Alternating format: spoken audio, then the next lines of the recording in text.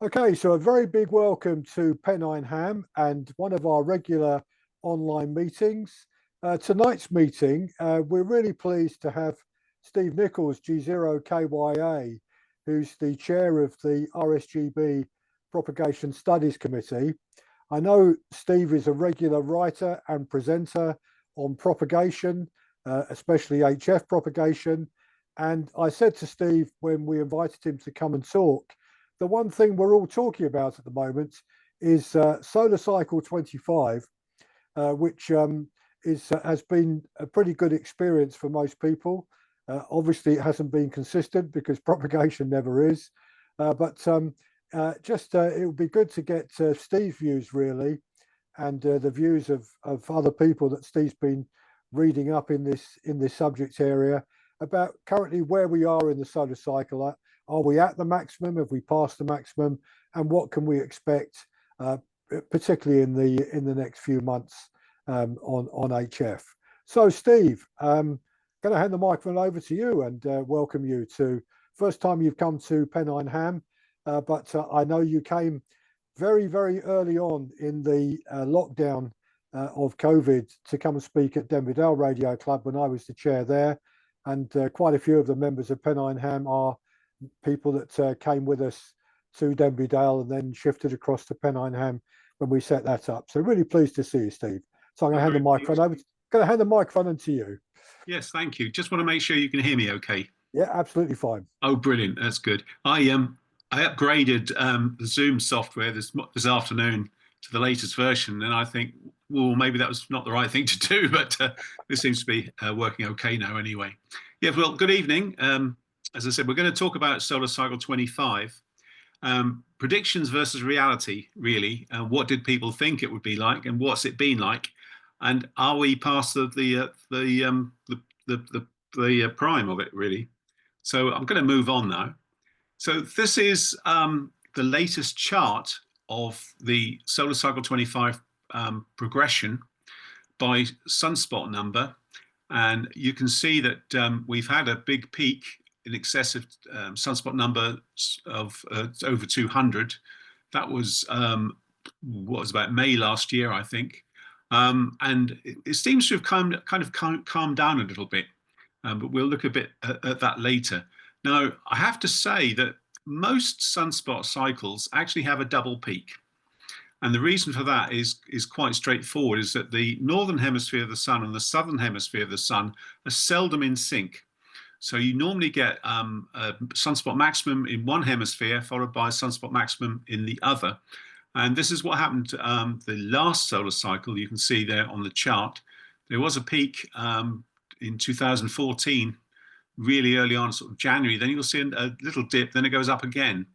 So if we now go back to where we are now, looking at that chart, would you say that we've had two peaks already, or do you think we've got another peak coming? And this is the question, really. It's a bit hard to answer, but as I said, it looks like we could get two peaks. It may be that we've had them. I mean, we've had an awful lot of sunspots in the southern hemisphere of the sun, and not quite so many in the northern hemisphere. But we'll have to see whether it goes up or not. Either way, doesn't really matter because there's enough solar flux out there to provide plenty of DX on the amateur bands. So if I look at the next chart, this is by the same chart, but by solar flux index, the 10.7 centimeter solar flux index. And again, you can see a double peak in 2014, 2015. And then if we come up to the present day, well, is that one peak, or have we already had one? I think that's a single peak, which may suggest that we are now do another one. But there we go. Let's have a look at what people were saying. Lisa Upton, who's the chair of the co-chair of the NOAA-NASA Solar Cycle 25 prediction team, said that in 2019 the panel predicted the solar cycle would be a maximum sunspot count of 115. And she said that if current trends hold, solar cycles could peak as early as, no, the only trouble is I've got somebody's face on on my chart, so I can't actually read what it says. It's actually under the, let me see if I can move that. No, I can. There we are. As early as 2024, and it could be similar in strength to the relatively weak cycle of solar cycle 24 that preceded it. So that was what they were saying back in 2019. And it's always good to make predictions by hindsight, if you like. Okay. Oops. And this is the sunspot cycles back to 1980.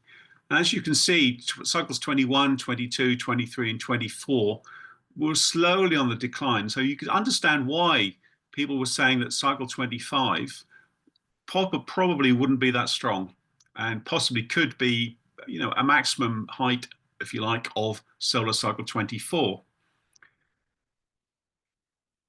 And this was updated. Lisa Upton updated it. So then the key points were that cycle 25 will be slightly weaker than cycle 24, again, making it the weakest cycle in the last 100 years. And it said weak cycles are preceded by long extended minima. We did have quite a long minima this time in 2021 or thereabouts. And at the time, she said, it's too early to determine if this will be a short Gleisberg minimum or if the sun will produce a longer grand minimum, like a Maunder minimum. So that I think most of the predictions this time round, if we go back to sort of 2018, 2019, were quite pessimistic, actually. Then there were other approaches to it. Prediction of solar cycle 25, a non-linear approach, predicted that the maximum of solar cycle 25 will be in February, March 2023, the peak sunspot number of 154. Which cycle 24 had a peak sunspot number of 116. So they were predicting that it would be better than cycle 24. But as I said, it's brave. It's a brave person who sticks their neck on the block and says, this is what we expect. And just to show you how mad these things can get, there's a report in 2009 that said that sunspot magnetic fields were getting weaker. And if it dropped below 1500 Gauss, sunspots wouldn't be able to form. So this was a bit of a doom and gloom comment really in 2009. But then this was 2018 when astronomers just measured the strongest magnetic field ever seen on the sun. So again, we've got one half of the scientists saying things are getting doomy and gloomy, and the other half of the coin is that things are actually getting better. So it just goes to show it's not an easy thing. Now, Carl Littleswab, K9LA, a good friend of mine in the States, he actually did a look at all the predictions that were given. And there was a total of 27 predictions. Now, I won't expect you to read all this, but these range from I think it's the worst one at the top, going down to the best one at the bottom. And the best one at the bottom was produced by somebody called McIntosh, Dr. McIntosh, Scott McIntosh, that is, who was very, very positive and said that we were going to get a very, very good sunspot cycle 25.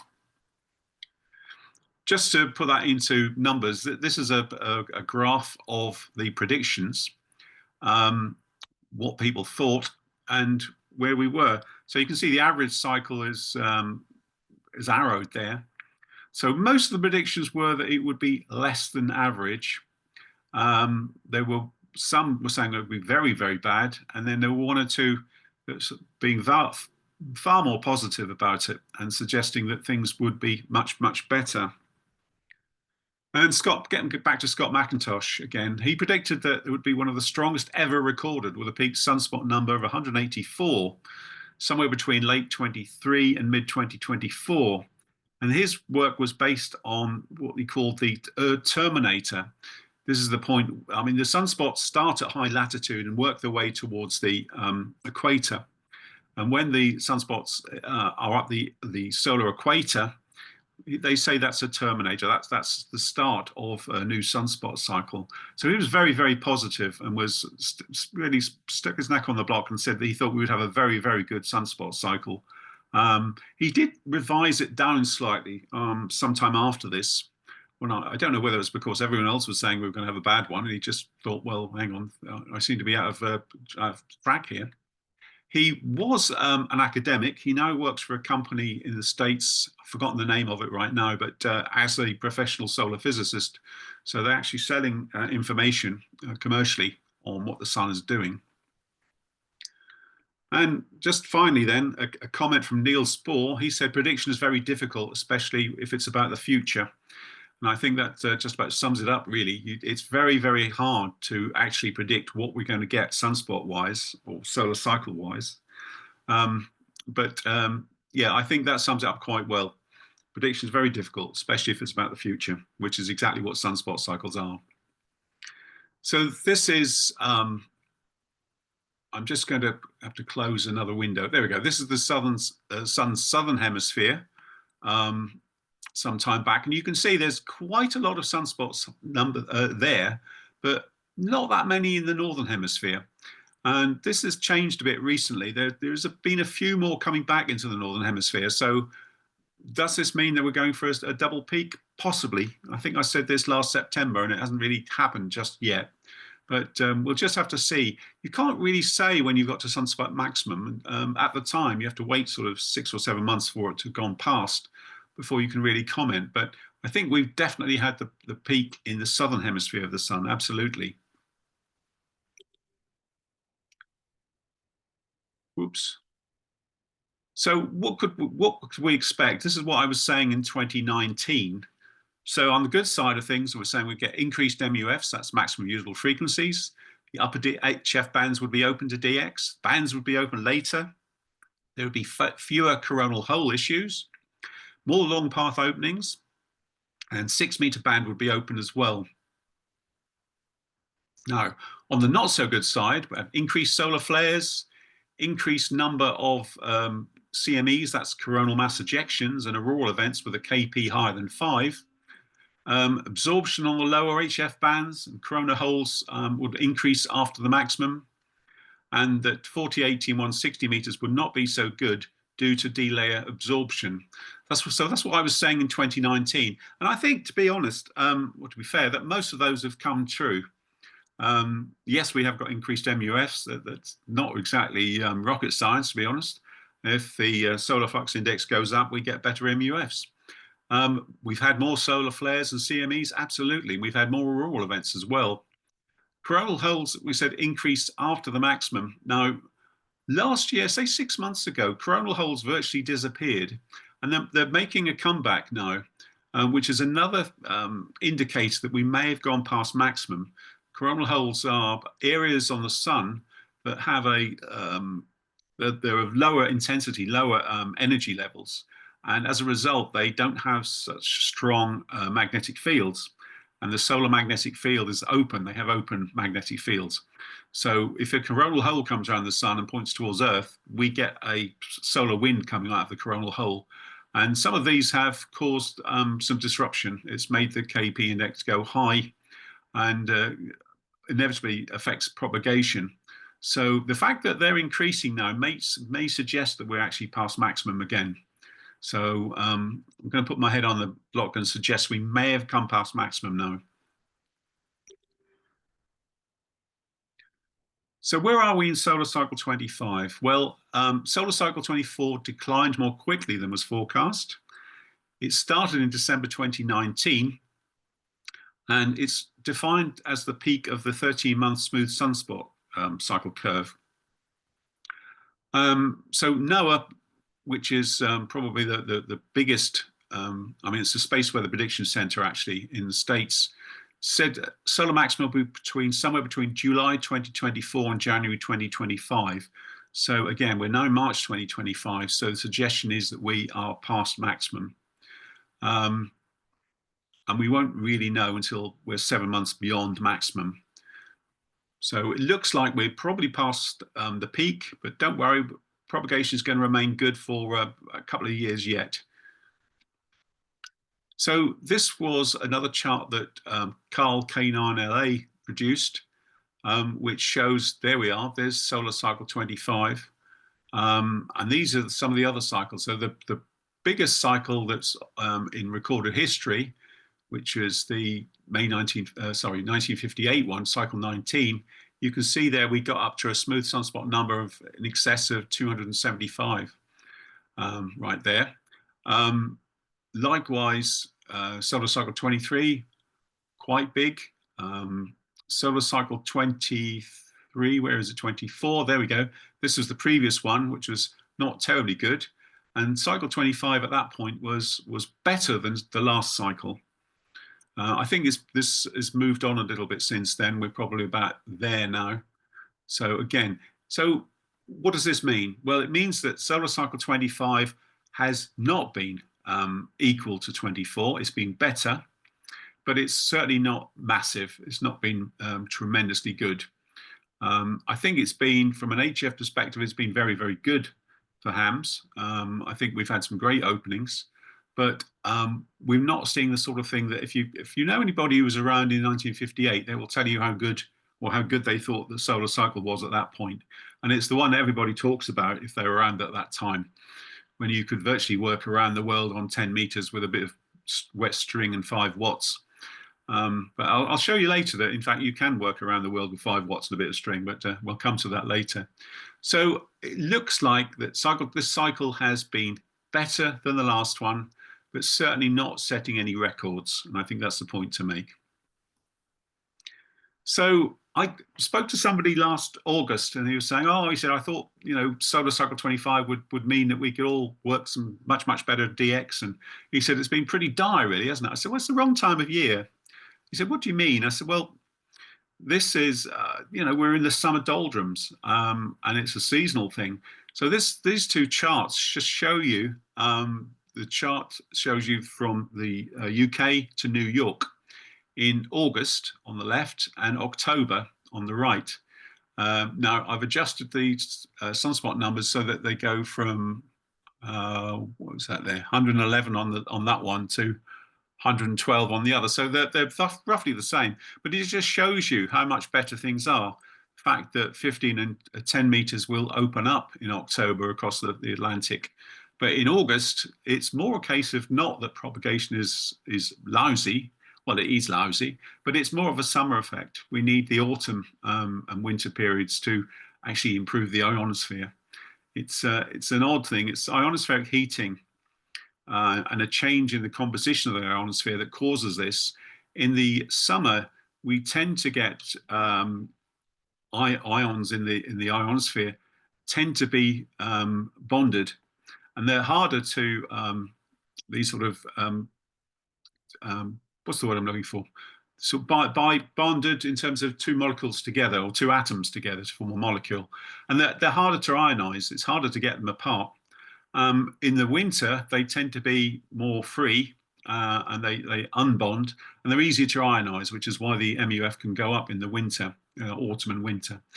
So again, you can see that at this particular time, I mean, the MUF has been way over 28 megs. It's been more like 33, 34, maybe even higher, 40 megahertz.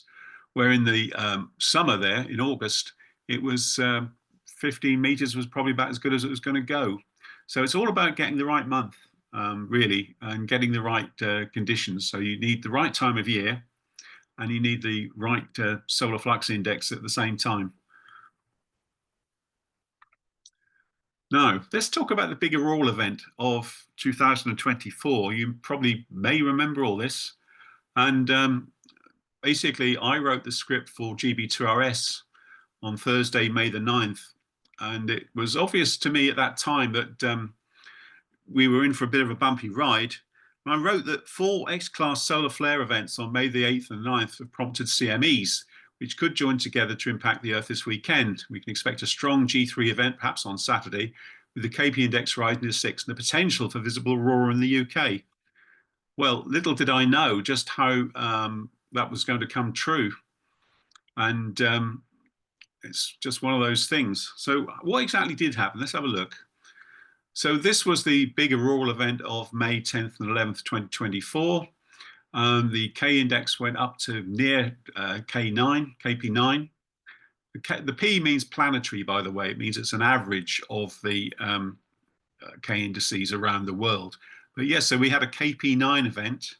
And as a result, we had, this by the way, is a chart of the maximum usable frequency for the day before this all happened. And you'll see it falling off there as the sun goes down. But otherwise, it's not particularly outstanding. It shows that the MUF was up to kind of 24 megahertz. Yeah, just 24 megahertz there. And, you know, everything's pretty fine. But look what happened the next day. This was what happened the following day after we had this, excuse me, we had this auroral event across the night. The KP index raised to 9. And basically, there was no propagation at all the next day because of this aurora. And it just shows you what a KP9 event can do to the ionosphere. It just destroyed any chance of working much at all in terms of ionospheric propagation anyway. And these are some of the pictures that came out of it. This was taken in Canada. Now this is where I have to admit that I didn't actually photograph this event. I went to bed, saw that the KP index was going up and thought, should I go out and take some photographs or should I stay in bed? And I stayed in bed, so I missed it. But other people were able to take some. This was Robert G0KYA, who lives about 10 miles away from me, and got a great auroral event there, which is Norfolk. So we're not that high in terms of latitude. And this was G4BAO is in Cambridgeshire, and this is the wife of his builder who took this shot in Cambridgeshire. So again, we had aurora, obviously very visible in Cambridgeshire, which is similar latitude to Norfolk, obviously, but that's pretty good. So yeah, so the biggest biggest auroral event of cycle 25 probably was the biggest auroral event of cycle 25 now. I missed it, but there we go. That'll teach me. Don't go to bed when there's a good auroral event going on. Now, we have had other auroras, obviously, but I think this was the one that everyone photographed and everyone was raving about. Okay, so HF propagation, as I said, was very badly affected in that event. It was better news on 6 and 2. There was too much auroral spread for FT8 and FT4 to work on 6 meters. But 2 meter sideband and CW was full of auroral CW. And you can see people working Holland, Germany, Hungary, not sure where S50 is, that Slovenia? Possibly, yeah, former Yugoslavia.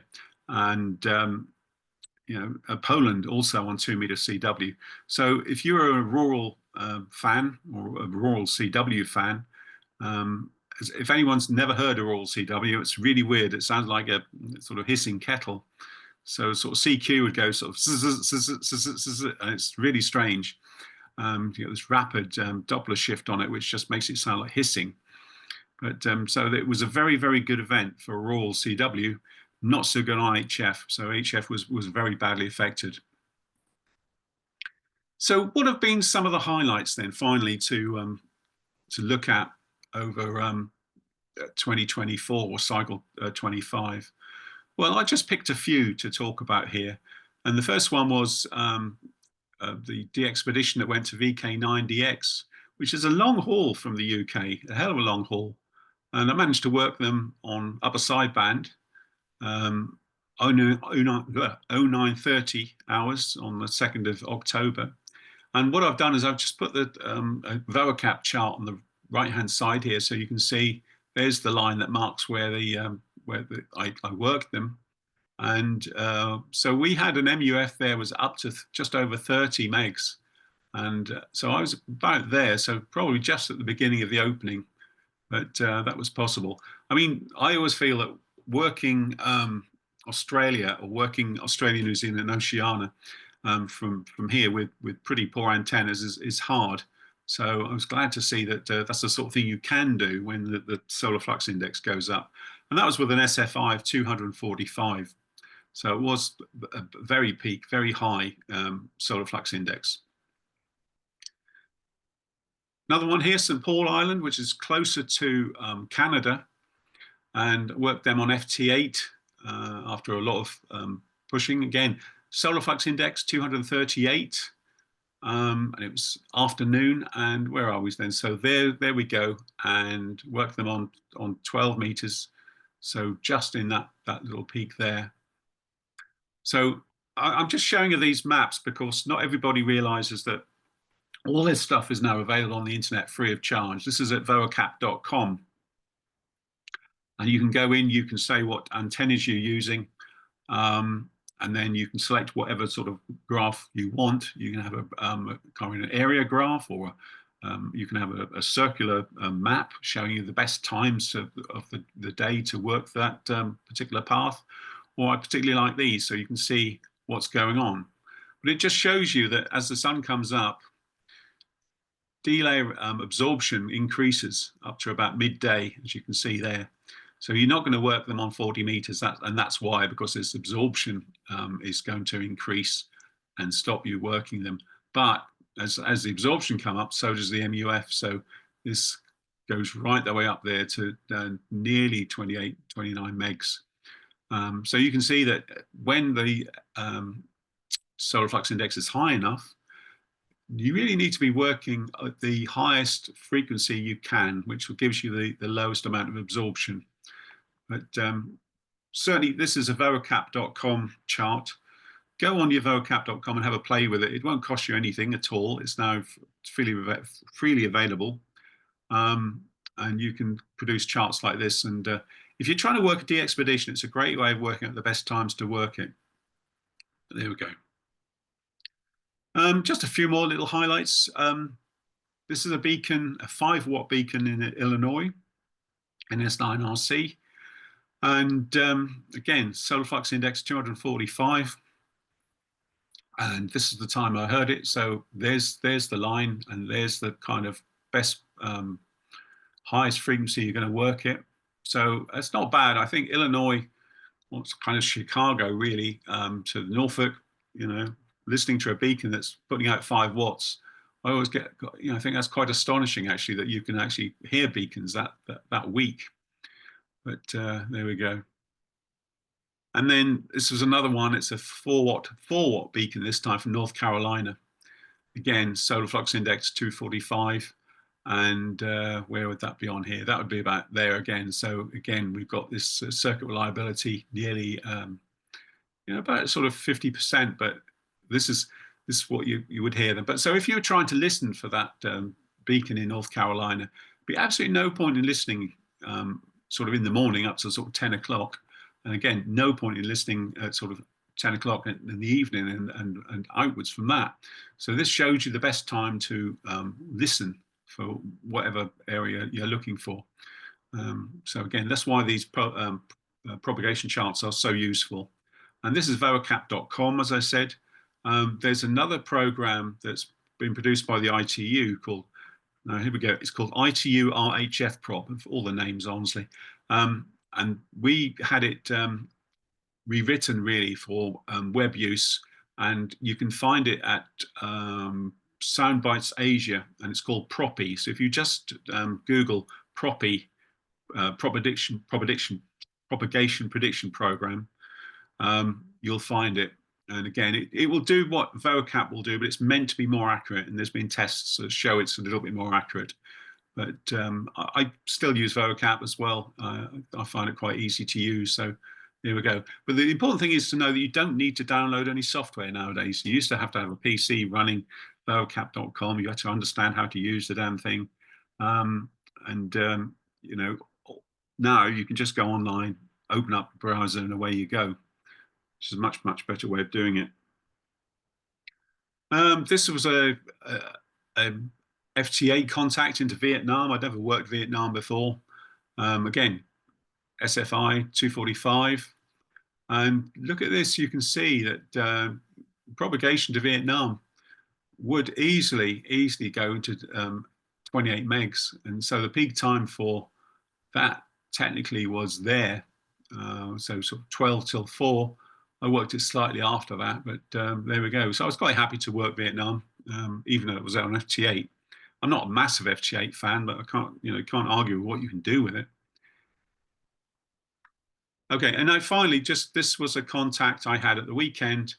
We had the Commonwealth contest this weekend, and I was lucky to work. I went into the QRP category running 5 watts, and this is 5 watts to magnetic loop antenna or 132-foot end-fed half-wave wire for 80 meters. But look what, I heard this guy calling from British Columbia, and there's British Columbia, there's Vancouver. So it just shows you it's a long, long way over. I mean, it's the west coast of Canada, and it's a polar path as well. The polar signals have to come through the pole to get to the UK. So I worked him, I heard him, and it was a bit auroral, actually, a bit fluttery. And I thought, well, I'll try anyway. It was only running 5 watts, and I made it. I made the contact. This is on CW. Yeah, so I was quite chuffed with that to get the other side of Canada on 5 watts. So I was quite chuffed with that. But again, you can see there that that was on 15 meters. So yeah, probably round about that next half an hour is probably the best time to do it. So I'm a big fan of using reliability charts or circuit reliability charts to work out the best time to do things. Now, what can we expect for the rest of the cycle then? Well, the bad news is that magnetic disturbances and sunspot numbers, usually what you find is that on the downward portion of the cycle, there's more disturbances. That's geomagnetic disturbances. This is a good example. So this was the sunspot number. And you can see after the peak, then the number of disturbances went up.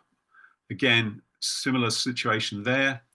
They're pretty much in line with each other. Again, little peak afterwards there. So if we are on the downwards portion of the cycle, probably means that we can expect more magnetic disturbances. So we could see, we all know what a magnetic disturbance is. It's when the K-index goes up, but it's caused by particles coming off the sun, usually caused by coronal mass ejection, which basically the sun burps and pumps out lots of charged particles from the sun, which are funneled towards the Earth's poles. And that's what gives us an aurora, and that's what disturbs the Earth's magnetic field and makes the K-index go up. So again, if you keep an eye on the K-index, and I'll show you where you can do that in a minute, keep an eye on it, because if you get a geomagnetic storm, it's likely to make the MUF drop. But just before the MUF drops, you can sometimes get an enhancement. And we had an enhancement this weekend with the Commonwealth contest. There was quite a lot of good DX to be had. I mean, it was possible to work Australia way after sunset, 2 hours after sunset, they were still on. But I think that was a Saturday, and late on Sunday, the K-index went up to 5. So it just shows you. But as I said, probably if you look at this, it's not every time, but there's a good example there and another one there of the number of disturbed days always on the downward slope of the sunspot cycle is worse than the upward side of things. So if you think we've had a lot of auroral events already, we've probably got some more to come. So what can we expect? Well, we should have good DX now for at least another year or two. In terms of when, October and November, probably one of the best months for DX. What's the worst month for DX? Probably July and August. And probably December as well. It's better to, I think you get better propagation in the spring and autumn than you do in the summer. That's true. And the winter is, well, we're now through the winter. So we are in a good position for DX, I think, over the next couple of months maybe, before we get to the summer doldrums again. Now, 10-meter DX generally needs an SFI, solar flux index, in excess of 100. And as I said, geomagnetic disturbances are generally worse on the downward portion of the cycle. Will we get another major auroral event? Possibly. We may get another KP index over maybe 6. I don't know if we'll ever get one that goes up to nearly 9 again, but if we do, get out there with a camera, because we won't get too many of them. But I do keep seeing in the paper now, oh, you could see the aurora tonight. And I thought, well, you probably won't actually. It's not that good. But the cameras can detect aurora over, if you have a time exposure of a few seconds, it will actually record way more than you can see with the eye. I went all the way to Iceland to view the aurora, and we did eventually see it, but it was basically, you could see it with a naked eye, but it was a little bit fuzzy and didn't have the colors you had. But if I used a camera on a tripod and gave it about sort of 8 seconds, phenomenal colors came through. And I think that's the trick. There we go. Now, I've been talking about 10-meter beacons, and this is perhaps where you could help. We have maintained on the RSGB website a worldwide list of HF beacons. It's just been, or last year, I thoroughly, I basically did away with it and started again, and using the reverse beacon network to find all the beacons. And so if we've heard a beacon, it's now in red over the last 2 years. And I use the reverse beacon network to do it. The only trouble with doing that is on a good day, the reverse beacon network produces about 50 to 100 spots per minute.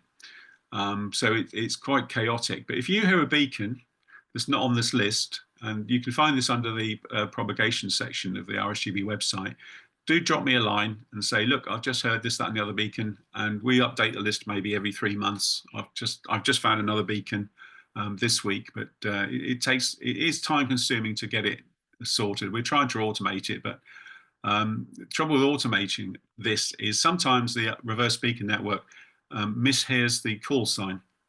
And so we had a situation where it was putting beacons on the list and you think, well, I've never heard of that one before. And if you looked at it, you could see that it was saying it was, I don't know, say G4 something or other, when it's actually G3 something or other. And likewise, there were lots of beacons that were being badly reported. So it's not, I think it needs to have some human intervention to get the beacon list right. But if you do hear a beacon, 10-meter beacon, do drop me a line and we'll get it added to the list at the next available opportunity. Other tools that we can talk about. I've talked about vocap.com. I've talked about Propy, which is soundbites.asia. Don't ask me why he chose an Asian server. I think it was for money purposes, but yeah, if you search for Propy, you'll find it. But don't be surprised if it comes up as soundbites.asia. That is the URL. But for a simple tool on my G0KYA.blogspot.com site, I've got short path propagation charts from the UK. And you just basically select the month you want and you select the time, and it will show you a chart pretty much like that one with the possibility of where you can actually work. So we're now going into, well, we're into March now, and this is a good time for north-south paths, such as UK to South America or UK to South Africa. But there you just go along and click on the month, click on the time, click on the band, and you'll get a simple chart come up like that. If you want to know how this was generated, it was done with HamCap, I think, and it actually produced 216 different graphs or plots per month. So it's not the easiest of things to do, to be honest. Current conditions in terms of solar flux index and sunspot number, K index is also on that G0KYA.blogspot.com. And also you've got the, this is the solar wind speed. And so this is the solar wind speed, and this is the pressure of the solar wind. And this shows you which way the BZ, or interplanetary magnetic field, is pointing. Now, what do we mean by that? Well, this solar plasma, if you like, is coming off the sun, has a frozen-in magnetic field. It leaves the sun and it's charged particles and it's moving charge. So if you've got moving charge, you've got a magnetic field. And if that magnetic field is south pointing, so if this little arrow points downwards, because it's south pointing, it's more likely to interact with the Earth's magnetic field. We say the BZ is pointing south, that's the way we put it. So if the magnetic field is pointing north, that's a green zone there, it tends to just bounce off. It doesn't really affect the Earth. If, however, it's pointing south, very deeply south, we get a much, much better connection to the Earth. And this is when aurora can form as well. So that little chart there, which is on my blogspot.com site, shows you the speed of the solar wind. And just to give you some idea, so that's 600 kilometers per second. I do struggle to get my head around this, but it's that fast, 600 kilometers a second. And you can see there that the BZ was neutral, so it wasn't really going to affect much. And the pressure on there as well, that goes up. So if the pressure goes up, the speed goes up, and this goes south, yeah, look out for a K index to rise as well. So again, some little tools there you can use to easily see what's going on. Right, so that's the end of the basic talk. So more details, you can contact me. There's the PSC chairman web address. I'll leave that up for now. And don't forget VOCAP and Proppy. And I did check that URL this morning and it wasn't working for some reason. So I've got to get onto the RSGB about it. But again, if you search for Proppy, you will find the program that we use. And we basically worked with the designers of VOCAP and Proppy and said, look, can you give an automated way to actually get a list of all the places that are in the RSGB propagation charts, to the 26 locations around the world? Can you automate that and so we can get nice, colorful charts for people to use? So we've done that. The trouble with RADCOM is we've only got one page, and believe me, we've gone around the circuit with this, trying to think of a better way of doing it. I was all for changing it to just 6 or 7 colored graphs. But as somebody pointed out, well, it's very nice, but it gives you locations of 6 places. At the moment, we've got 26, so I think it's a backward step.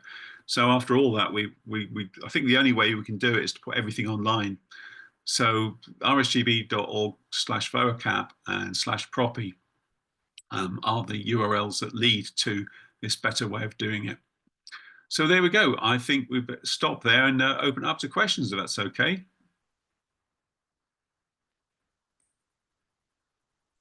Yeah, brilliant, Steve. Thank you very much. Some very interesting material there. And we had Frank Howell, K4FMH, come to speak to us about the paper he wrote with Scott McIntosh.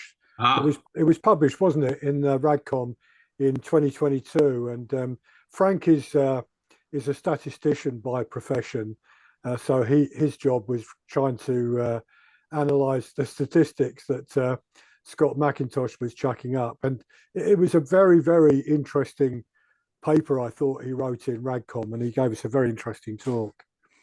Yeah, I think he was very brave. Scott was very brave to put his name to it, because if it hadn't been such a good solar cycle, I mean, he was saying it was going to be the best ever.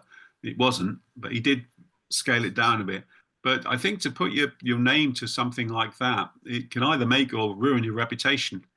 No, I've got a lot of time for Scott, and he put his head on the block, as it were, and he was partially right. It was better than the previous one, and given that most of the pundits were saying that it was going to be worse than cycle 24, good on him for getting it right. Yeah, indeed. Yeah, it was a very, very interesting talk. Okay, who wants to ask a question or make a comment to Steve? Wave at me, click the little raise your hand button, unmute yourself and start talking. Who wants to go first? Everyone's gone very quiet suddenly. I've got a question. Yes, go on, go ahead. Right, yeah, so it's Peter M0 PBF. I'm interested in propagation at low power levels.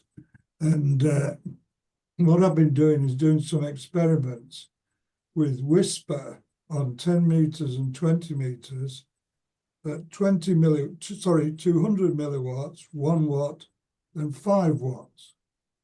Now, I understand the free space loss being inversely proportional, etc., and to distance, and then discovered what I think is pronounced, I'd pronounce it Fries, Foxtrot, Romeo, India, Sierra equation, which includes the RX and the TX antenna gain. So I tried to apply this equation, assuming that the receiving and transmitting antennas had the same gain.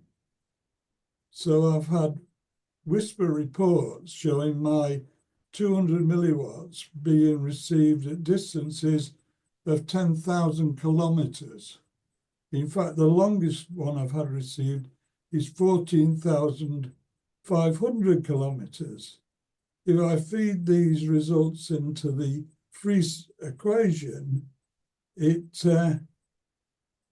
gives me powers of the order of 10 to the minus 9 watts, which is an incredibly small amount. My question is, how can such a low power signal be received and decoded over such a long distance? Right. Well, I don't know about 10 to the minus 9 watts. I think that is a bit excessive. That's nanowatts, isn't it? Yeah. But when Whisper started to come about, or FT8 actually more than Whisper, it did raise a problem because all the programs, propagation prediction programs, were based on speech or CW. And so I got together with Carl K9LA and said, well, look, how can we work out, propagation prediction programs for programs like FT8 and Whisper? And he said, let me think about it. And we basically had to adjust the parameters to basically work out what the power, received power would have to be to decode it. And as a result of that, we adjusted it. And that was subsequently taken on board by VeraCap and ITU RHF prop. So when you go into the program, you can say, right, I'm using CW, I'm using SSB, I'm using FT8, I'm using Whisper. And it's just astonishing what you can do and how far you can get. I did a paper for Bradcom maybe 3 years ago now, because I was putting out Whisper signals on 10 meters and was being received in Germany. And we were trying to work out what the propagation path was. It was southern Netherlands. No, southern Netherlands from here is not a massive distance away, but it's a sea path mostly. And anyway, we came to the conclusion that it was probably ground wave, because at that point these solar flux index wasn't that high, so it wasn't going to be a skywave signal. And it was there 24 hours a day. And we decided that it ultimately must be ground wave. So we did some calculations. And it basically said it probably is ground wave. And now, if you said to me, I want to work the Netherlands on ground wave on 10 meters, people would, if you said that 10 years ago, they would have laughed you out of the shack, I think. But it just shows you what you can do with these incredibly low power levels. And I think sort of Australia, New Zealand now on Whisper is just so easy. I think people get annoyed now if you're running 5 watts on Whisper. They see that as way too much power. So yeah, I applaud you for using 200 watts. But whether your calculations is something's arise somewhere that if you could work 15,000 watts on nanowatts, I think you'd be doing incredibly well. Yeah, I think that was my point, that I just couldn't see whether this Friese equation, which is really a modification of the inverse square law, had any meaning at all, because it had the numbers so low. Yeah. And, whatever area you have, he's not going to pick up a nanowatt 10,000 kilometers away. No, but it is what you can do with low power with these new modes is phenomenal. You don't need to run 10 watts to be heard on Whisper in Australia. You can do it with maybe 1 watt, and it is because these things can decode well into the noise. So it was a case of working out what the numbers that would do the job. And as I said, K9LA came up with some numbers, and we plugged it in, and it was giving reasonable results. So this is why we introduced it into the Radcom charts by using letters. So we used to do 1 to 9, in terms of S1 to S9. Then we had to bring in something else that would cover sort of less than S1. So we did A to E. It makes it look very messy, but that is basically what it is. But it does show you that theoretically you can work the world with 1 watt if you're using something like FT8 or Whisper, which is a similar decoding method anyway. Yeah, thanks very much. Excellent talk. Really enjoyed it. Thank you, Peter. Thank you, Steve, for that reply there. Anyone else with it? I'm sure there are people with questions, comments they'd like to make. Well, not a question, Nick, but Yes, go ahead, Martin. Yeah. not a question, but Steve, I've attended a number of your lectures over the years, and this one was as good as always. So I'm going to thank you personally for entertaining me tonight. Well, thank you for doing what you do as well. That's entertaining. We try. Yeah. Thank you, Martin. Yeah, I think that's probably echoed by everybody, but we'll come back to that later. Who else? But yeah, it's Jeff over in Belgium. Go ahead, Jeff. Okay, very good evening, and thank you very much, Steve, for a very interesting talk. And I have actually two questions. I don't know if it are really questions, but anyway, I have the general impression that 6 meters was not that good during this maximum, but this is probably a very subjective observation, because I had expected much more of it, so to say. So that's my first point. And my second point is more, could you explain what the A index means? You have the K index and the A index, and what the effects are on propagation. And finally, I got your book, Steel Antennas, and this is absolutely my favorite book that I have here in my bookshelf. I have a lot of books about antennas, but that is a brilliant book. I'm living in an apartment, so probably you understand why that is. But anyway, brilliant book. Thank you very much. Oh, great. Okay, well, that's very kind. Yeah, stealth antennas. I'll just go off topic for a second. Stealth antennas, the book, the first edition. I probably spent longer doing that than I should have done. And I realised that it probably took me the best part of sort of 9 months to do. But I was determined that any antenna that I described in there, I built and tried it, which is why I built so many of them. That's brilliant. I think we're on about the 3rd or 4th edition now, but I spoke to the publisher recently, and he said, "Oh, when are you going to produce another edition of stealth antennas?" I said, "Look, there's a limit to what I can do. Nothing's new really, so it's very difficult." So I've just revised the Imanagal antenna modeling book. We did that one instead, so that's coming out soon again. But yeah, thank you very much. Right, A and K index. That's a good question. Well, they're both measures of the geomagnetic disturbance. Okay. The difference is that the K index is updated every 3 hours, and the A index is only updated every 24 hours. Okay. Now, the K index is a logarithmic chart, so it goes 0 to 9, whereas the A index is more linear, so it can go up to sort of 100 or so. But I generally don't use the A index or talk about the A index because it lags the K index by best part of a day. In other words, it's very possible that you can have a very high K index, but it's not reflected in the A index because it hasn't had the sort of 24-hour period to update it. And I want to be more immediate. Okay. But that is basically it. There are two methods of measuring the effects of its incoming plasma on the Earth's magnetic field. But so the K index is updated every 3 hours and is logarithmic, and the A index is a linear one that's updated every 24 hours. So yeah, now I'm trying to remember what the other question was now. Can you remind me? The 6 meter opening. Oh, 6 meters. Yeah, I'm not that brilliant. Yeah, I'm not a big 6 meter person, but there have been 6 meter openings, but not as much as I think some of the 6 meter operators would like.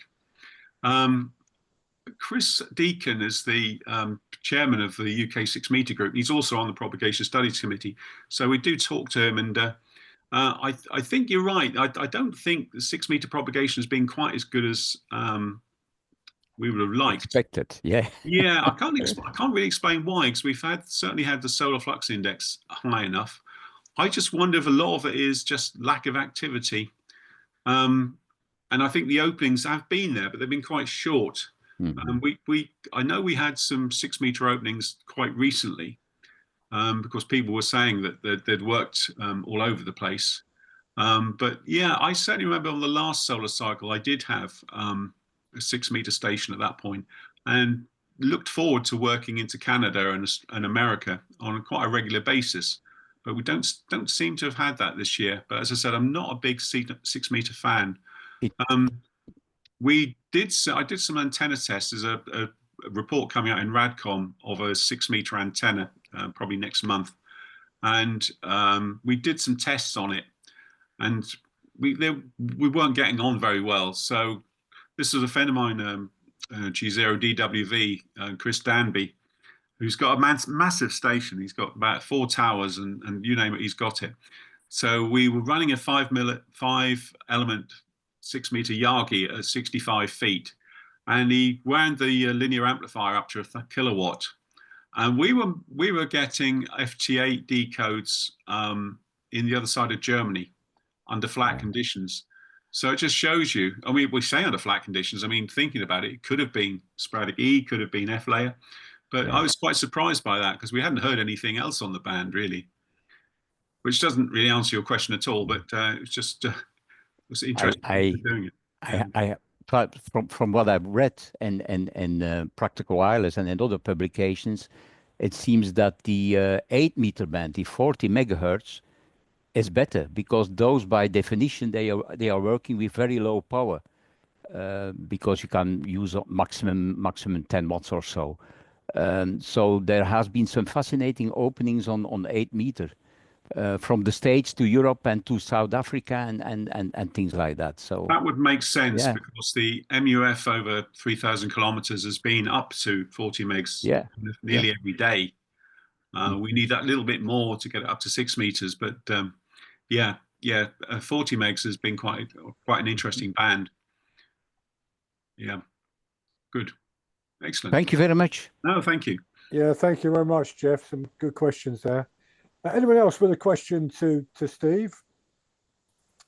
Can I just go to the room down at Banbury Radio Society, G0BRA?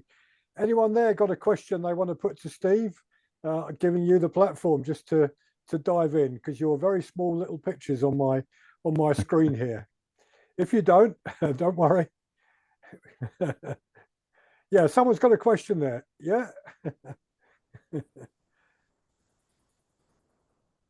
No, it doesn't look like it. Sorry, guys. I was just trying to give you an opportunity there if one of you wants to put a question to Steve. Let's go back to the main room. Who else would like to make a comment or put a question to Steve?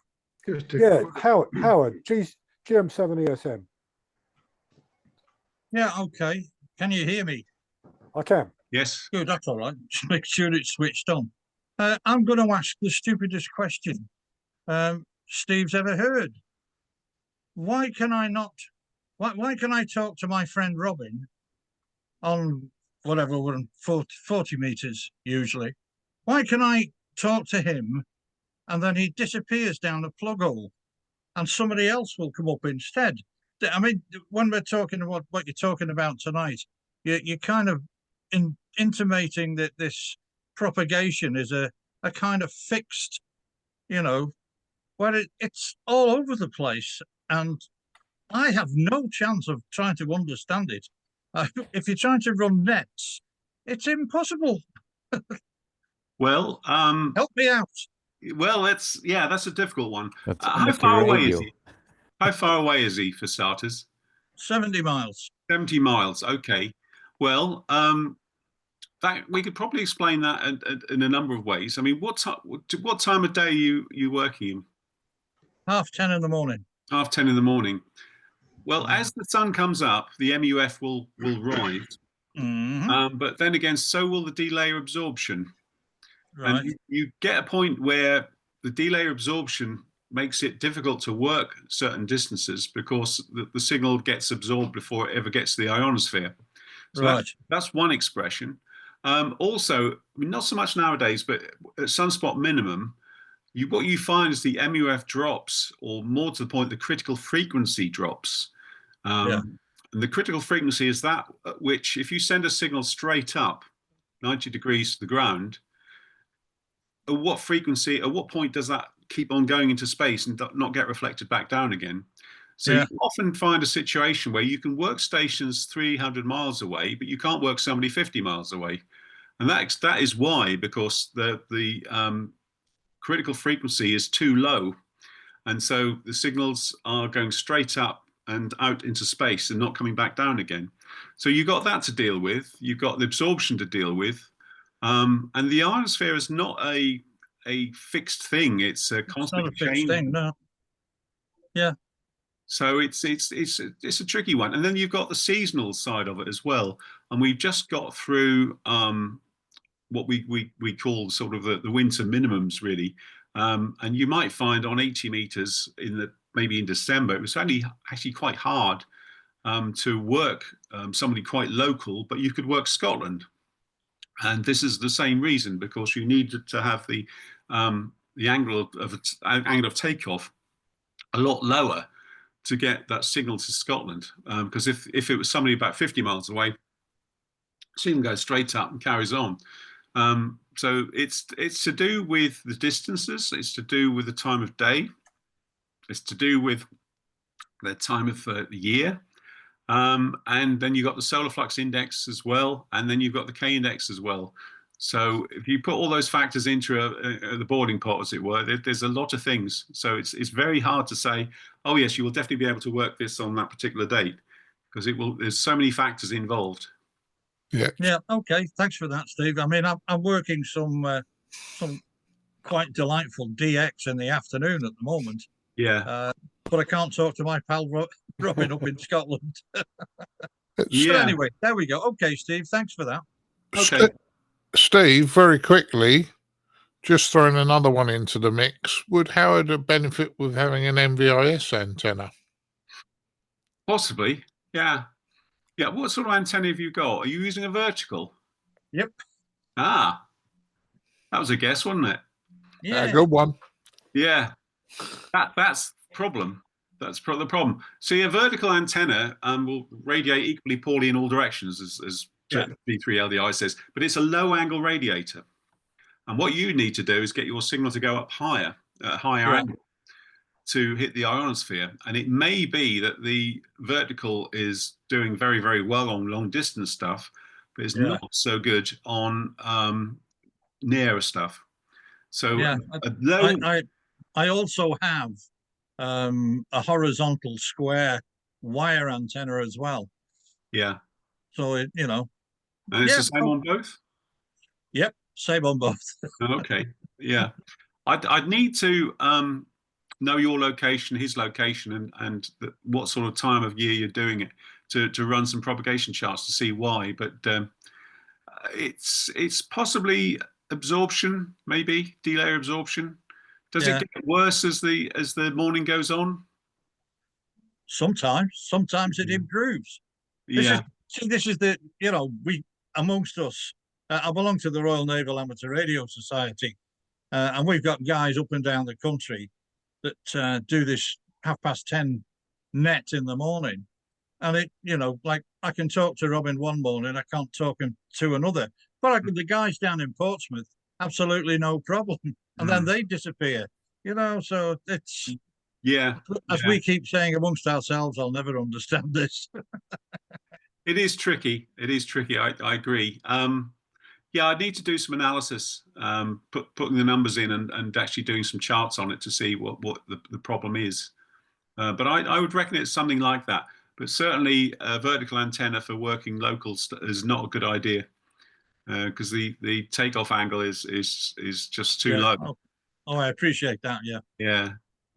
Okay. Yeah, thank you. All right, thanks for that. Thank you, Aaron. Thank you, Steve. Ken, G4VZV. Yeah, hello, Steve. Right, my question is quite simple, actually. You mentioned halfway through your talk that we get enhanced conditions just before a CME, which I know about and take advantage of, but I don't know why. So why would, maybe you can answer this, but what is it that enhances conditions just a few hours within 24 hours of a CME? Right. Okay. That's a good question. And I can point you to a paper that I've recently read that's about 30 pages long. I don't think there's a simple answer to it, but basically it's the beginning of when a CME, or sorry, when CME material first hits the Earth, it has an enhancement effect on the ionosphere. It puts the MUF up. And it ionizes the ionosphere a little bit more. It's only then later when you get the big bulk of it then entering that then it all goes pear-shaped. And it's a lot to do with, a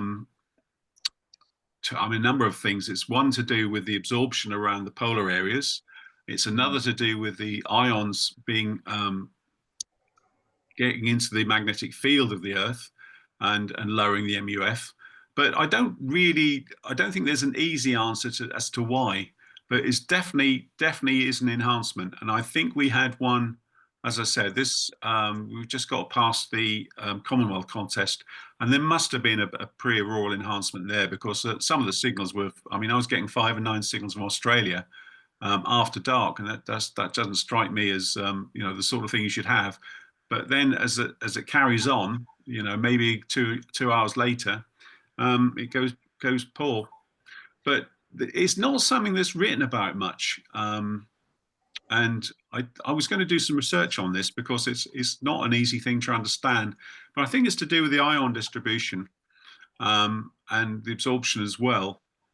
But I've asked this question of a number of scientists, and you get a different answer of everyone you speak to.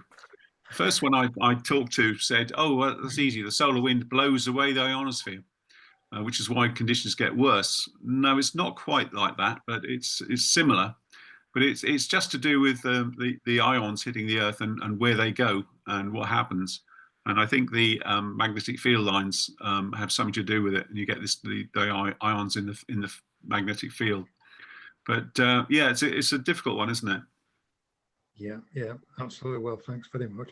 And the last station that just came on and asked the question, I would suggest that he puts up a very low dipole, yes, with a reflector wire underneath it. Yes. See how it enhances your signals on NVIS. Yes. Absolutely. Yes. Look up near vertical incidence skywave, NVIS. That's what you need to do. That will explain what's going on. But yeah, verticals, very low angle radiation, but not very good for NVIS signals. But a low dipole, yeah, we did some work for our club. Does very well in the club championship. I think we've won it for 5 years running, actually 80-meter club championship. And I did some work on modeling for an 80-meter dipole, which is quite low, with a reflector underneath it to try and get gain. Which is ideally what we wanted. We don't want to get distance. We wanted to get the signal straight up and straight down. We also worked out that being in Norfolk wasn't a terribly good idea, because NVIS signals, there's an awful lot of amateurs, sort of Northampton way, Leicester way, that kind of distance, which is really a little bit too close for us, really. So we could put a nice 80-meter signal maybe down into the south coast and Cornwall and Devon, maybe Wales and Scotland. But yeah, the bulk of the amateurs are a little bit too close for us, unless you've got NVIS capability. So yeah, so we were working on that for one particular ham. But I can't tell you anymore because that will be a trade secret. But yeah. Well, I've got such an antenna. It's not very high. It's only 20 feet above ground. Yeah. And about 14 foot below it this is purely for 40 meters. Yeah. And wow, the signals that I get are 60 dB over now. But the good thing about it is when grey line propagation comes, it's quite normal for me to put a CQ call out and be answered by stations in Asia, but only for a 20-minute, no, half an hour window. So Yeah. it's the best of both worlds. I did a lot of work on grey line propagation at the turn of the century, really 2001 or thereabouts, and came to the conclusion that grey line propagation, a lot of it is to do with ionospheric tilts, and basically a high angle radiator at the right point set the signals up fairly high, then it'll get into a duct, and that was what was causing a lot of grey line propagation. So I understand that, yes, under grey line conditions, you probably can work an awful long way. And don't worry about using a low angle antenna, or sorry, low altitude antenna, because the signals, if you get them going up, that just gets you into the right duct, I think, for grey line propagation at times. Absolutely. Yeah. Good. Excellent. Yeah, thank you for that one, Ken. Right, anyone else with a question? Yes, Roger, G4U have said. Yeah, thanks, Steve. That was interesting. I first of all, can I just pay credit to Frank Howell and Mr. McIntosh, who wrote that paper in Radcom nearly 3 years ago, and we had the Frank's presentation, which was very good, because there's only been 68 or 86 people watch this video, and it's absolutely fantastic because he gives a bit of a history and an explanation of a lot of the things you've talked about, a bit of background, and which I think more people should probably watch. I wondered, now we've got 3 years on from when they originally did the prediction, are the scientists with all their supercomputers, have they realised he might be onto something here? Is there any movement that they might think, hang on a minute, no, he's onto something? I wonder if you've already heard any whispers. I've not heard anything on the grapevine. There is a Ham side, it's the Ham Science Group in America. They've got their conference this weekend, and we've got 2 people from the UK going over there to present. And this is a great opportunity to get together and talk to people about some of these things. So I'd be interested to see what comes out of that. But I think Scott McIntosh, because he now works for a company, he's gone a little bit quiet. He was an academic. He was offered a good position within this. I can't remember the name of the company now, but so he basically swapped from being an academic to a commercial ionospheric prediction person. So he doesn't do too much public stuff now, because they'd rather make money and sell papers to people who, or sell research to people who want it. So yeah, he's gone a little bit quiet. Maybe once we get past, when we generally know we're past the peak now, maybe there'll be more talk about it. But you're right, it has gone quiet. But we'll just have to see. It's interesting because the Radcom article that deserves a follow-up, doesn't it? And maybe later this year or next year, it deserves a follow-up to say, yeah, he was a massive outlier. He was way out there from everybody, and he got it more correct. So nobody was spot on, but he got the gist of it better than all the other supercomputers predicted. So they've got to look at themselves and go, we've got to change our ways here. Something's, we didn't get it right. He got closer to it on a different approach altogether, which was fascinating. And I say, I do recommend people go and watch Frank Howell's video to us 2.5 years ago, when he put background in and then did the presentation about the whole Radcom article as well, as to what it meant, what the background was. It's an absolute fascinating watch, is that. So yeah, credit to Frank for doing that, because he's a good presenter, as you are, Steve, of course.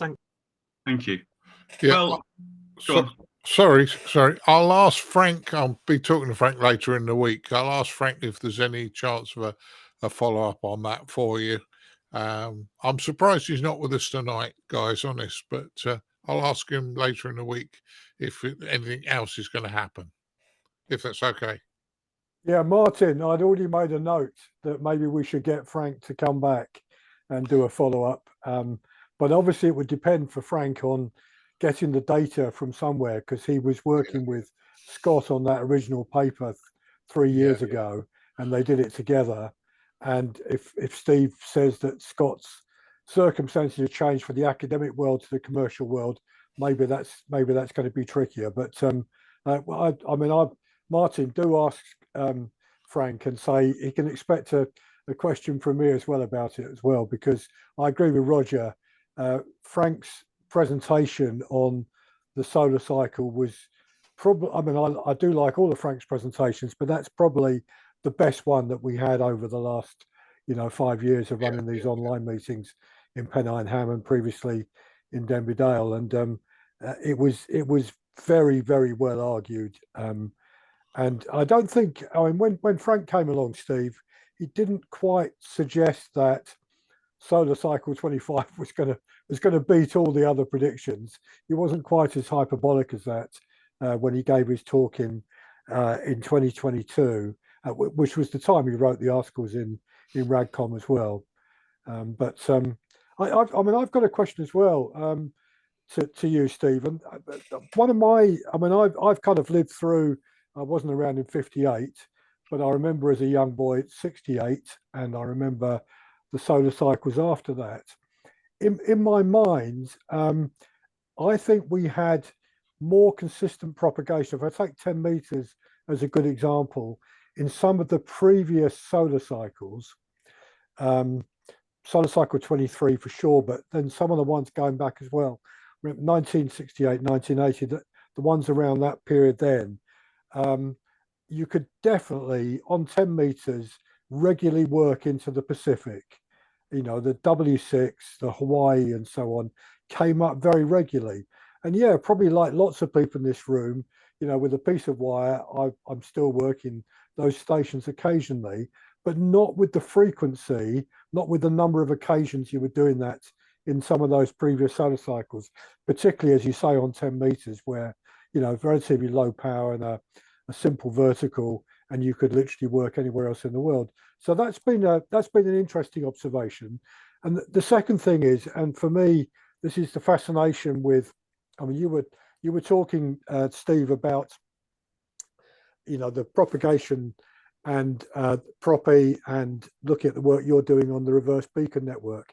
I find the reverse beacon network fascinating. Like you, I find it frustrating because you get 100 shots at a one particular moment in time, and then of course they've quickly moved on, and you suddenly think, I now want to immediately compare them to what I was just looking at, and you can't do very quickly. But what is still interesting about propagation, and I guess Howard is, I don't think Howard's in the room, GM7 ESM, who asked that question, was it a stupid question about, suddenly his mate 70 miles down the road goes completely quiet and other stations come up, is that I've noticed, I'm a regular CW operator and generally call CQ rather than chase stations. And I've noticed that, I can go on a particular band, 40 meters in the evening, 20 meters, 40 meters early morning, whatever it might be, and put out a number of calls and get absolutely no hits in the reverse beacon network from a particular continent, none whatsoever. And then suddenly find myself called by 2 or 3 stations from that continent. South America is a good example. Now, I know part of the reason for that with the reverse beacon network is it's a bit skewed in terms of how many receiving stations there are linked up on the RBN. So, you're very dependent on whether those stations are actually operating at that time and where they are and all the rest of it. But it's just, I've found that certainly in the last, in the last year to 2 years, while we're going through this current solar cycle 25, that you get very, very unexpected calls. So unexpected bits of propagation that emerge when you've got no indication that these are going to come. And I don't think there's an immediate explanation. I've never been able to work out an easy explanation for that. So going back to Howard's daft question, which isn't as daft as it sounded, Howard, some of these things there aren't immediate explanations for, are there? No, you're right. There aren't. And I've got a number of theories about this as well. 10 years ago, you put, I'm a big QRP fan, and you could put a call out on 40 meters with 5 watts, and you would always get an answer. Always get an answer. Now you can put a call out on 40 meters, put 10 calls out on 40 meters, and nobody comes back to you. Why? Is it because the propagation is that much worse? No, because the reverse beacon network, I did something the other day and was picked up all over the shop, down as far as Lisbon and up into the Finland and whatever, and I couldn't work it out. Well, couldn't work out why. But I think a lot of it, and I hate to say this, but I think a lot of it is FT8. I think it's taken a lot of interest away from the modes. I think it's taken I think a lot of people who were on CW moved on to FT8, and so you think that your signal's getting out, but in fact it is. But it's just no one there to answer it. There's a lot of very good CW operators have disappeared. Yeah. I don't like mentioning calls of any of them, but one particular one I know, and I've worked everywhere on planet Earth, has now disappeared to that mode, but was in VP8 over the weekend, cracking signal. Yeah. Yeah. And he really was. And I worked him, I worked him on, I can't even remember what band, but a couple of 3 bands. But I mean, yeah. So that's the problem. Everyone's moved. I mean, and it's the other thing about the CQ calls is, oh no, the band is dead, woe and thrice woe. Well, put a CQ call out, because we're all sitting here turning the knobs up and down the band. No one calls. And if no one calls, there are no calls on the band. Yeah. Yeah. Yeah, I think that would be a whole new talk. Yeah. I'm convinced of it. And I talk to people who agree with me that there doesn't seem to be that amount of activity, and people would rather go on FT8 than, people using FT8 when the bands are open for sideband as well. I regularly use the NCDXF beacon network. Yeah. I use that a lot, and the amount of times I've just put it on, and there's the beacons from Asia, Far East, from the Pacific, all coming through, and so the band's open. Yeah, 100%. But you can put a call out and no one answers because they're all sitting there on their auto FT8 calls, and no one's working anymore. But it's funny that when there's a contest, yes, come alive. Absolutely. So I think a lot of it is a lack of activity. But yeah, don't start me on that. We'll start World War III. But I do feel that 15 years ago maybe you had CW, you had PSK 31 maybe, or you had speech, and that was about it. That was your lot. Now people are addicted to FT8. I don't find it exciting, but I work stuff with it, but it's not that exciting really. But it has taken a lot of people away from the bands, and a lot of people have just given up as well, I think. I can think about 1 or 2 older call signs, sadly no longer with us, and what they will be saying now about the current situation. I mean, I don't know if you remember, a very good friend of mine lived just up the road from here, Al G3FXB. He would be someone who would be extremely vocal that no one was on there to work him on CW. Yeah. Yeah, Phil, I remember, I think my very first radio club meeting, I went with my dad, who was giving a talk about his SSB transceiver he'd built for 160 to 10 meters, valve transceiver. And he gave this talk, and the first person got up to talk and said that single sideband was going to be, this was 1966, single sideband is going to be the death of amateur radio. Yeah. Yeah. And so I take Steve's point about FT8. I mean, I find FT8 interesting to see what's going on with propagation, and I also find it fascinating that the computer has got the ability to pick out a signal of such an incredibly low noise level. I mean, the same's true of whisper, so that you can, I know there are people running 1 kilowatt on FT8, which is completely bonkers, but most people aren't, and most people are using lower power. And the fact that, you know, they can easily work someone who's, you know, minus 20 dB a signal to noise ratio, I just find that astonishing. And I think one of the attractions for lots of people with very simple radios and a piece of wire is that they can work DX stations that they would otherwise struggle to work, even on CW, because they've probably still got to beta pile up to make that call.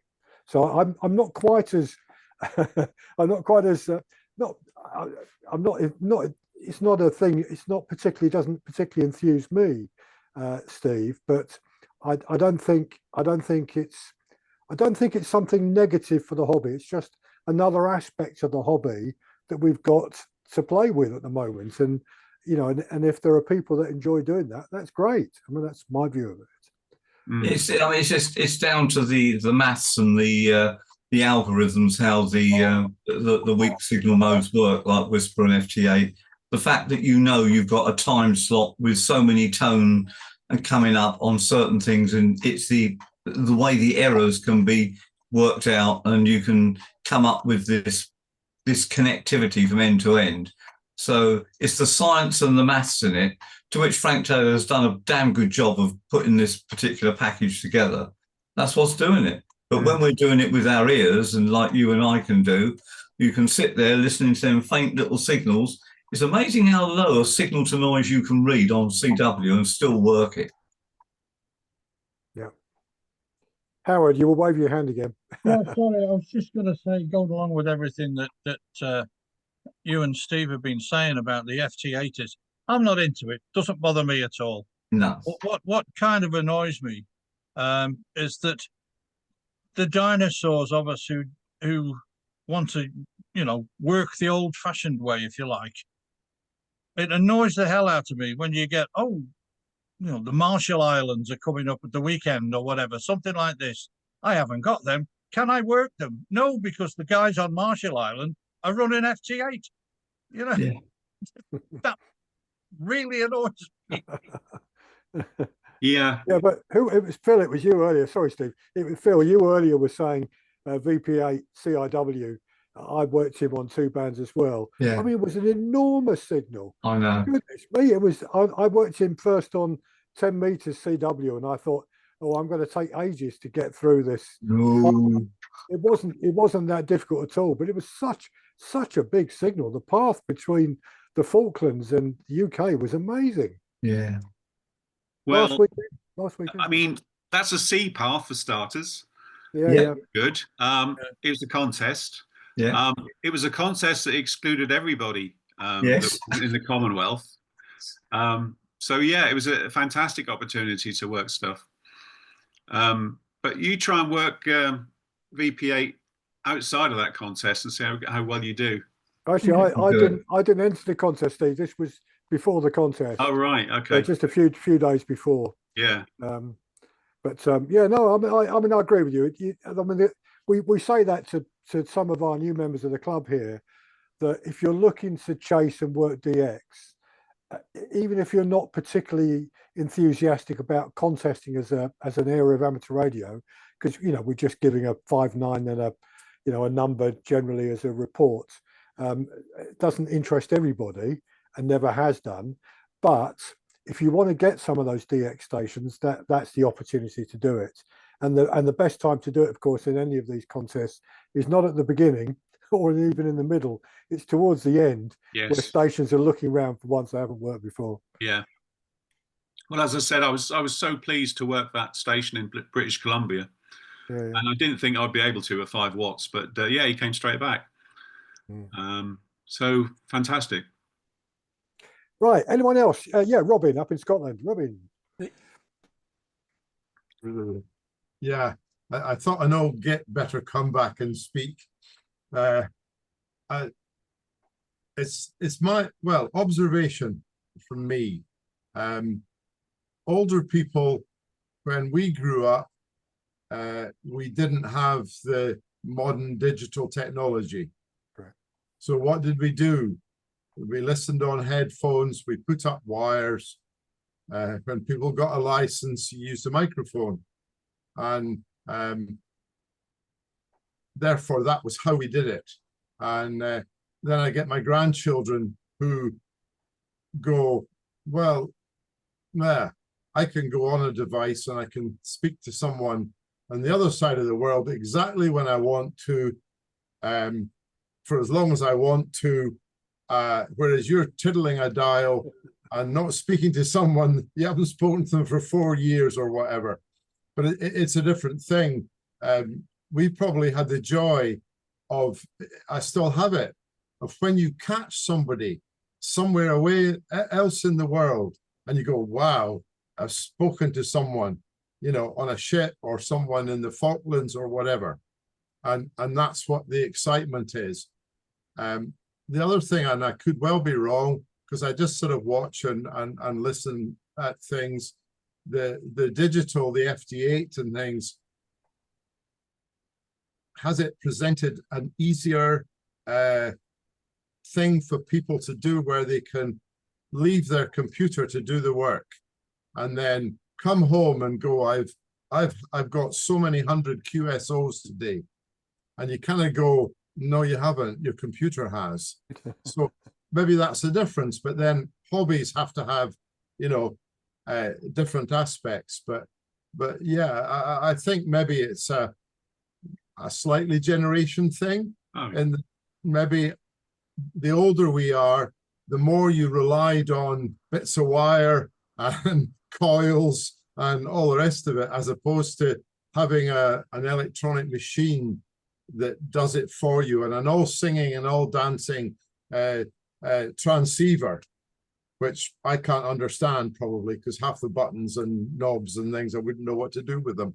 So maybe there's that aspect too, but I do still feel that people learning and beginning should not rush into the digital stuff, but learn to use the microphone. If you can do Morse, learn to do Morse, and learn to build and make antennas, not transceivers, but instead of just buying something off the shelf, and learn a bit about it. But that could just be me, but I think that's got something to do with it. Well, I totally agree with you. I'd hate to say this, but I don't know what the average age of this group is tonight, but I haven't seen anybody under the age of, what should we say, 40 maybe. I'm 63 now. I've been a ham since 1980, something or other. It's true, isn't it? I mean, iPhone here, not only can I talk to somebody in Australia or New Zealand with it, but I get to see a picture in real time, and not just like a still picture. I got moving pictures. So it does make you wonder, well, why should I spend £5,000 on an amateur transceiver and a tower and a 3-element Yagi or whatever on top? So yeah, we've got a problem, and I think RSGB know we've got a problem as well. But I'll leave that one for you. Can talk about this for forever. But it's they say, well, we've got to encourage more youngsters. Absolutely. Well, yeah, but so what they say, well, so what do we have to do then to become a radio amateur? Well, that's the easy bit. I mean, you can get through the exam quite simply, but you want to learn CW? Well, that's going to take you 6 months, really. Or you've got to have a linear amplifier and a 3-element tri-bander in the back garden, which is not going to be an easy thing. So it's not an accessible hobby in terms of walking into it, I don't think. And maybe we just not kept up with the other technologies. But there we go. I think also some of it, I enjoy reading old magazines of radio and science and what have you. And the bands being quiet is not a new issue. In the 50s and late 40s, there are articles where people bemoaned exactly the same point. Their solution at the time was to invent beacons, to just prove the fact that the bands were open and available. So that's not new. And beacons at the time were the cutting edge FT8 of their day, because you could actually automate these things and let them run 24 hours. And that was really cool. So goes around. I think the other thing, of course, is as well as age, gender comes into it as well. We've only got 50% of the population here. Just to comment, if I can, and it's got nothing to do with FT8.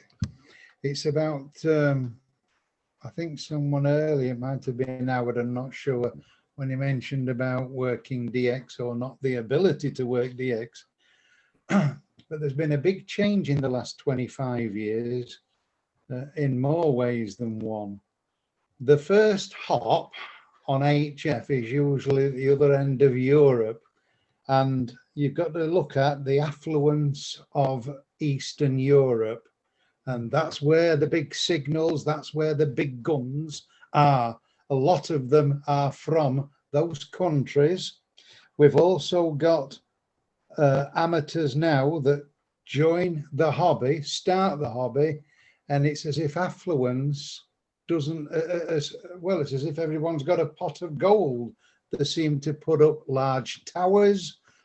I see lots of M7s, no disrespect to them, but the newly licensed guys, G6s, newly licensed ones, and they have got 60-foot towers with large beams, starting with a hex beam or a step IR.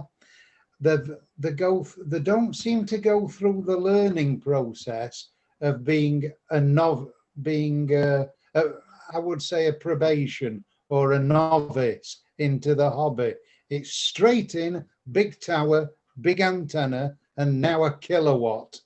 And then on top of that, you've got other additions, like we've got, for example, the DX cluster, which you can monitor.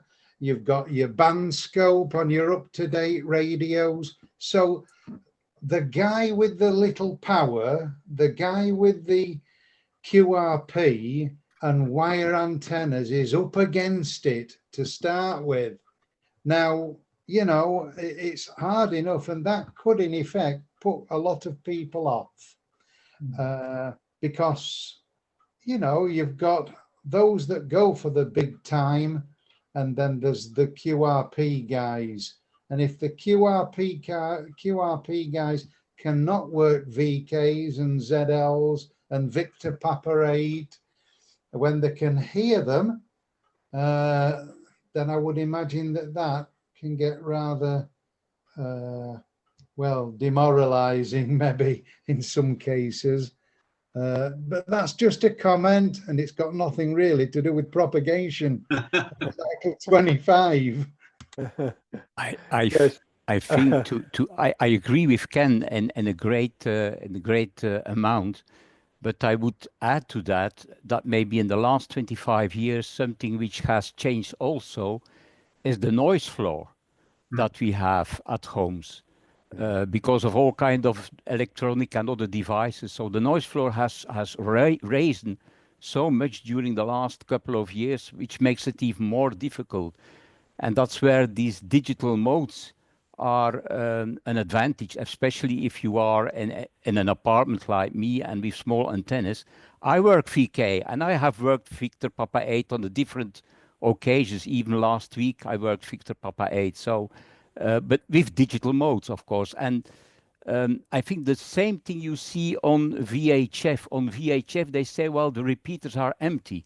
I remember 30 years ago, there was 24 hours a day, more or less. But now people are spread all over analog FM, D-Star, DMR, Fusion, M17, just name it, all new things. So there are more options. So people are spread all over that. And on the other hand, this is also innovative things that's happening. These are things, most of them are things that amateurs has invented. It started already with Amtor and things like that. These were amateurs who invented, and the maritime world took that over, used that on sea ships and so on. So there is a lot of invention there. And I think we should not forget that we probably don't see a younger generation of amateurs because we are from another generation. But there is, I see in my local clubs here, I see a younger generation of amateurs who are doing whole other teams. They are not interested in 5973 working at the expedition whatsoever. That's not their interest. They are more into these new technology things. And this also needs, you know, persistence and effort and learning and so on and so on. So it's different. I would not say that people are not doing any effort to learn CW. They are not interested in CW. This seems to be something from, you know, the previous age. But there is a lot happening that we are not seeing because we don't want to see it, or we are in another world or whatever. I think we should open our minds and try to, you know, try to work together with them and see what we can learn from them, what they probably could learn from us, from the old guys. I'm 70, nearly 70, so. Right, have we exhausted Solar Cycle 25 and propagation? If we have, can I just give a really big thanks to Steve tonight for coming along and giving very interesting talk, and some very nice links that you suggested as well, particularly the property one you were talking about, which does look very good, and your own blog, of course, as well, Steve. So thank you very much indeed for coming along and giving that talk. It's been much appreciated. Yes, my pleasure. Okay, well, thank you, Steve, and let's show our normal appreciation as we would do in a room somewhere. There you go, Steve. You got look like a bunch of performing seals. That's it, Howard. You got it. On that note, I'm going to just stop the recording because we've finished the discussion tonight, and we'll see you at our next meeting. So thank you everyone that's come along, and thank you as well to those that are watching on YouTube.